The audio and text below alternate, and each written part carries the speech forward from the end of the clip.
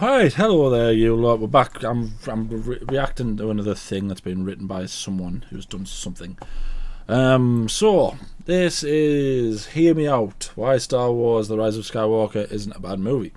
Now, if you've watched me talk about Star Wars in the past, you will know that I'm not a big fan of the sequels. Specifically, I'm not a big fan of The Rise of Skywalker or The Last Jedi. I think they're both terrible.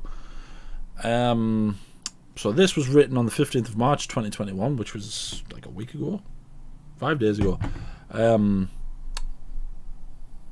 So I'm going to read it, and same of these, it's probably make me rage because I care about Star Wars. What can I say? Call me crazy. I care about Star Wars. So let's read, and if you want to pause it and read it, then you can. I'm just going to try and speed read it. The dead speak. That phrase, the first word.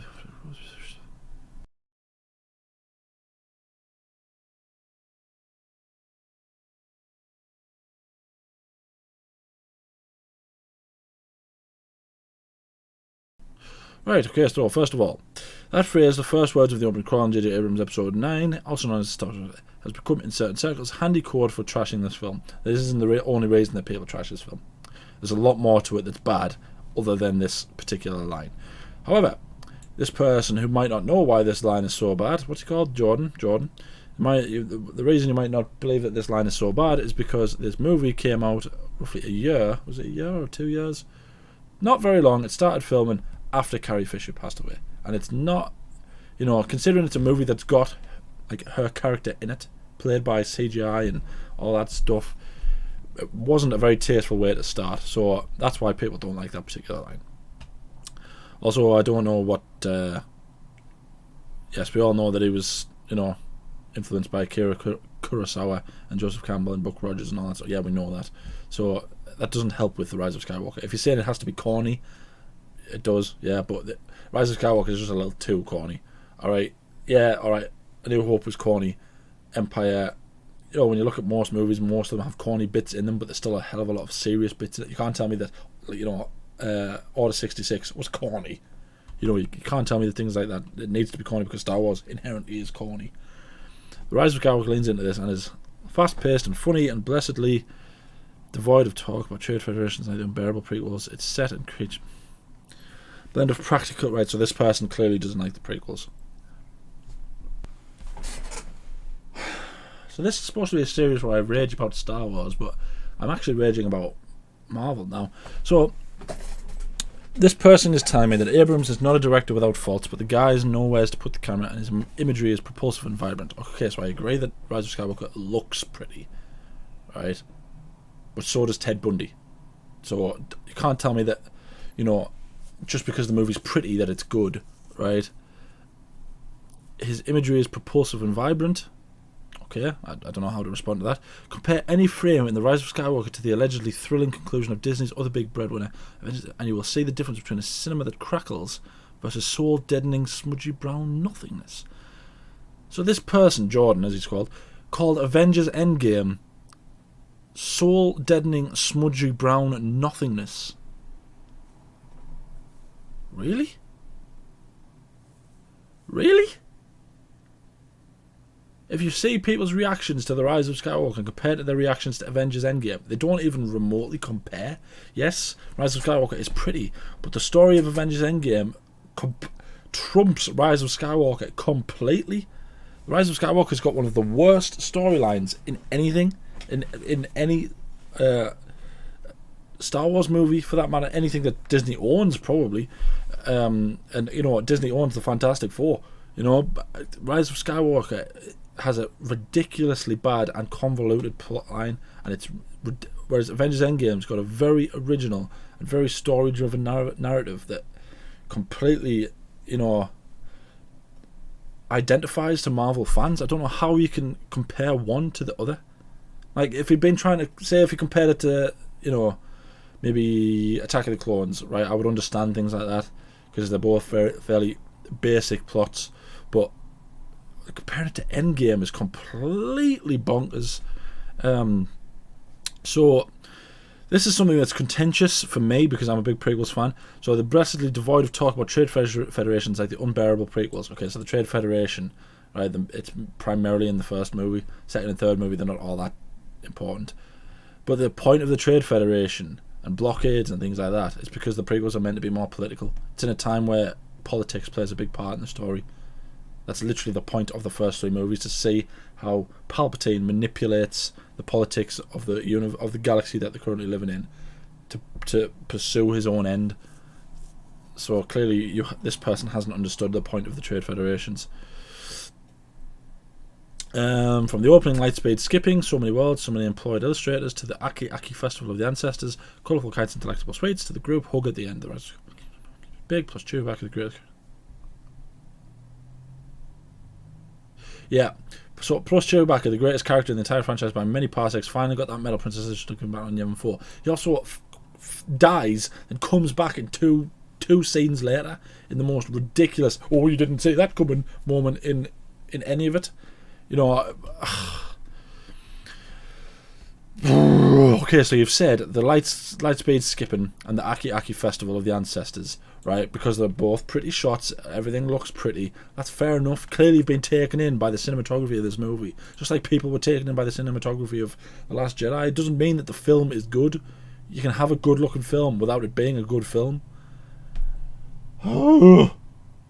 Explaining cinema to a bloody infant. Giving Chewie his reward is undeniable. 4 decades late, bit of a fan service. A treacherous road to walk for a project like this. It opens the door to why many, I think, dislike this movie. People don't dislike the movie because Chewie got a reward. Div. Since the debut of Star Wars, a simple enjoyable kids movie with laser swords and Frank Oz puppets has become counting on top of the same tracks.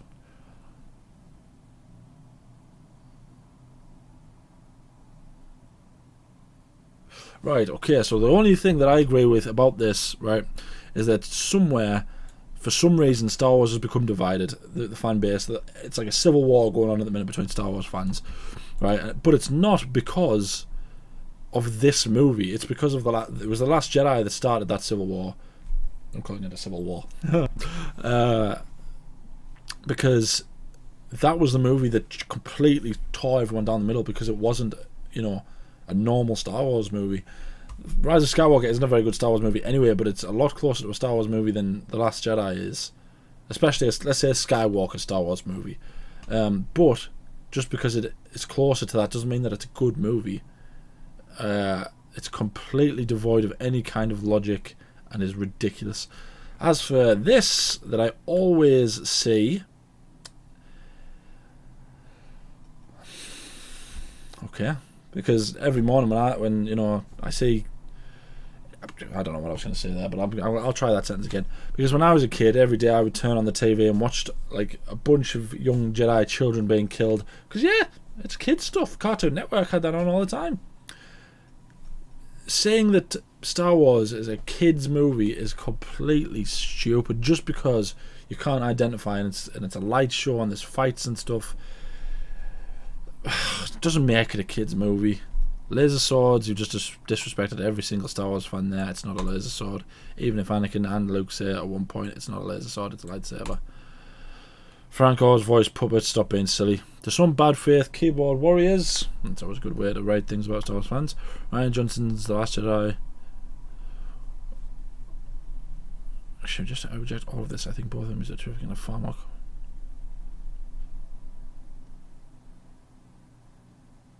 Yeah, okay, so I've given up completely on this person here. With this paragraph, completely stupid. First of all, attack every Star Wars fan. Good idea. A trashing of heritage on the altar of woke politics. Forget about that bit, but it was a trashing of heritage, because they literally say in the movie, kill the past. We're going to get rid of everything that you thought you knew about Star Wars. It's got nothing to do with woke politics. That's, he threw on that in there as a sort of cool little line. Completely wrong. I agree that that's what this was supposed to be.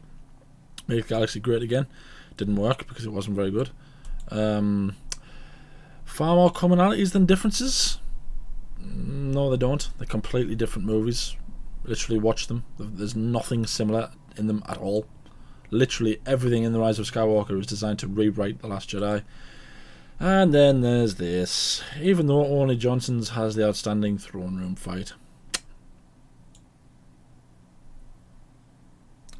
I don't know what more I need to say other than if you think that throne room fight is a good scene, then you're an idiot. Yes, again, as is the theme of this entire article by the sounds of it, just because it was good looking doesn't mean that it was a good scene.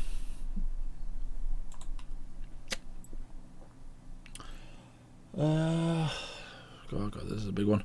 I'm not saying turn your brain off to politics when you're watching a movie, but maybe don't seek out conspiracies when none exist. It is true that Rose Tico's storyline was effectively dumped by Abrams, but Admiral Holdo, the only character that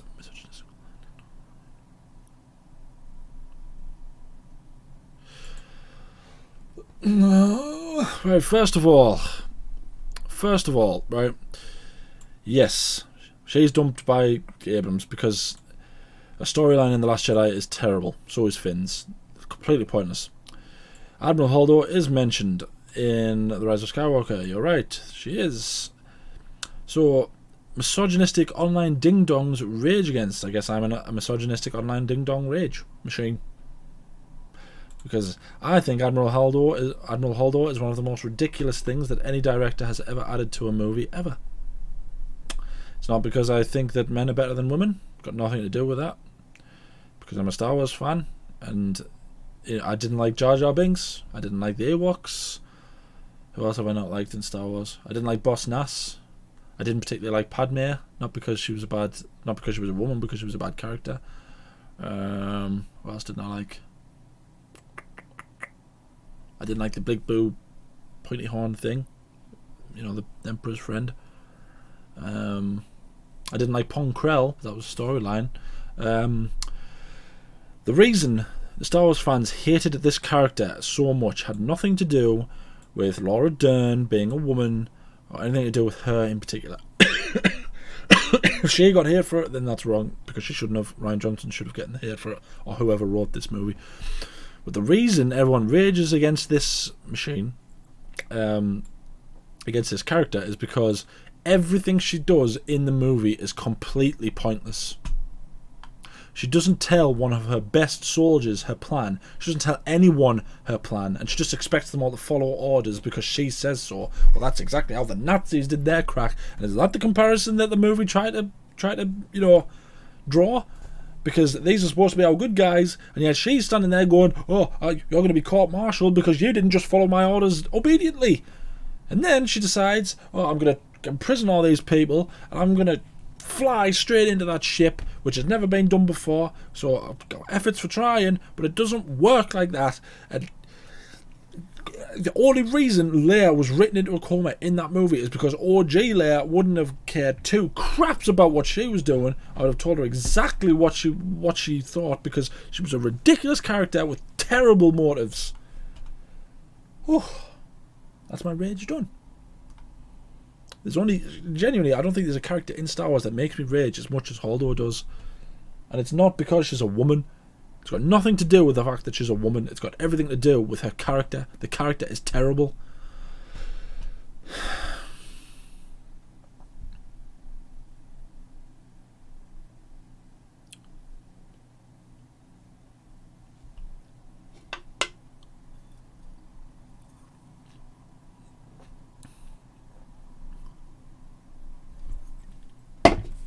Oh my god, I just need to spat my bloody... I'm not done raging, apparently. A battle, by the way, which has space horses riding across the hull of a Star Destroyer and an undead wizard in a laboratory. Shut up. Summarising Star Wars like that is completely taken away from the character development that's driven half of these characters. Yes, I agree, it's gorgeous and it's silly. I agree with that, but the entire movie is silly. So Ian McDiarmid's return as Emperor Sheev Palpatine completely undermine the story of the prequels and the originals. Let's look once more at the origins of Star Wars. In 1977, the advertising boasted Hammer's Peter Cushing as its main villain, and then, as the sequel got rewritten, we learned that Darth Vader was actually Luke Skywalker's father. How is that any more ridiculous of a story turn than the return of Palpatine? Because Peter Cushing's Tarkin didn't just come back for no reason. Darth Vader was still alive. Yes, right, Grand Moff Tarkin has some level of authority over Darth Vader, right? But Tarkin dies in A New Hope, so obviously the authority then goes to Darth Vader, who is the originals' primary villain. Palpatine died. And then, instead of giving us an explanation as to why he came back, literally all we got was somehow Palpatine returned. Or somehow Palpatine survived, or whatever, which one it was. I don't care, because it's crap.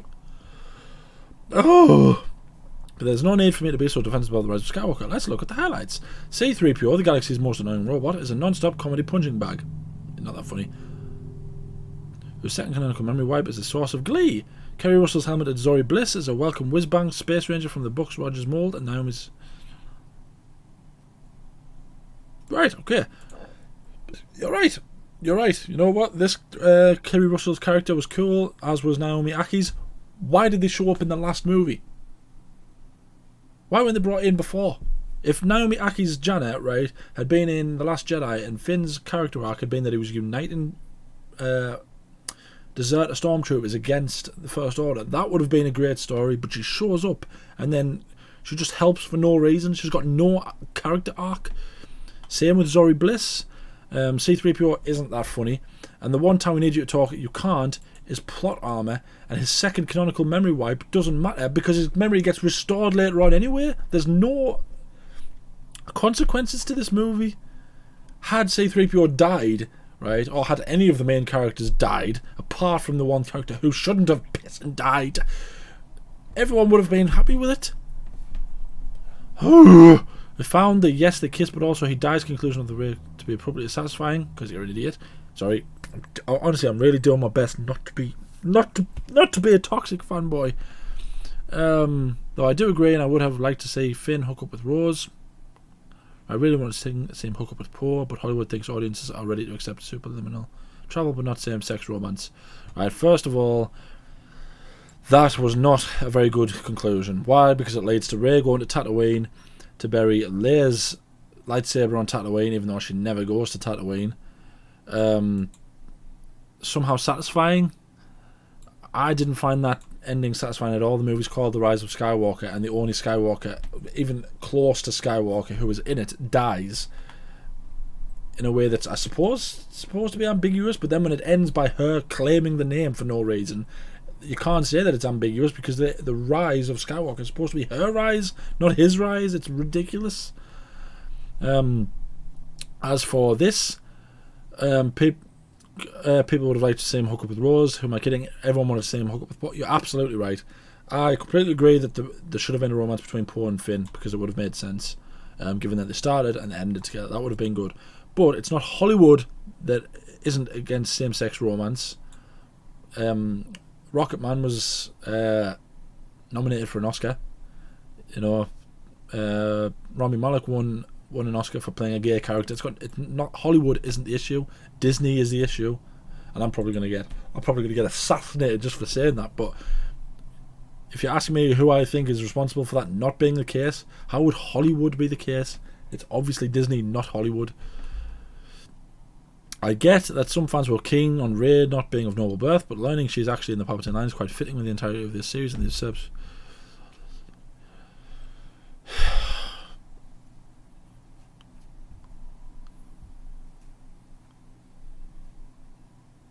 Right, okay, so the reason people were miffed off about this is that there's no continuity between the Last Jedi and the Rise of Skywalker, because in The Last Jedi, Kylo says they were nobody.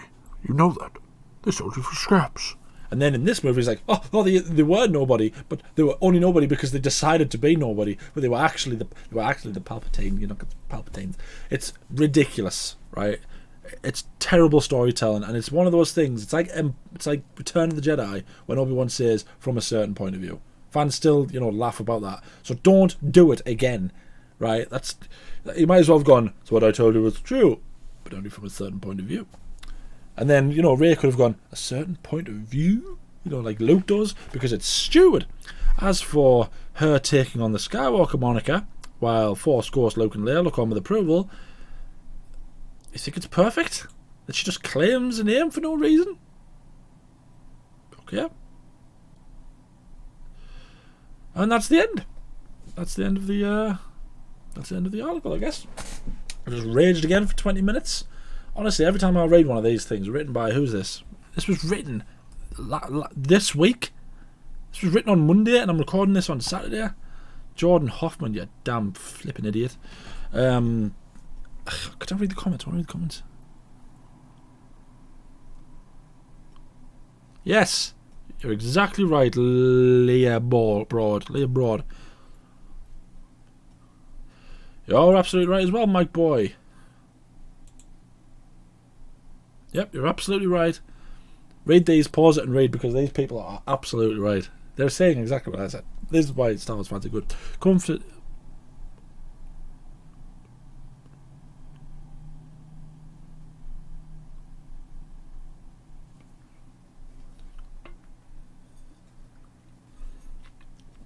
Don't agree with this person. So, sorry. This one's this. Who's this? Tiger. Yes, this person's exactly right. What she says here. Felt like there was designed by a committee. So the prequels and the originals were made by one man and his vision to make a great story. Whereas as soon as they went to Disney, they were made by people whose only interest were making a buttload of money. That's the whole thing about Luke's lightsaber. Even though it's not Luke's lightsaber, it's Anakin's lightsaber. It's exactly right. It's a big plot. It's made out to be a big plot point in the first movie, and then it's never explained again. She just takes it, as well as his name.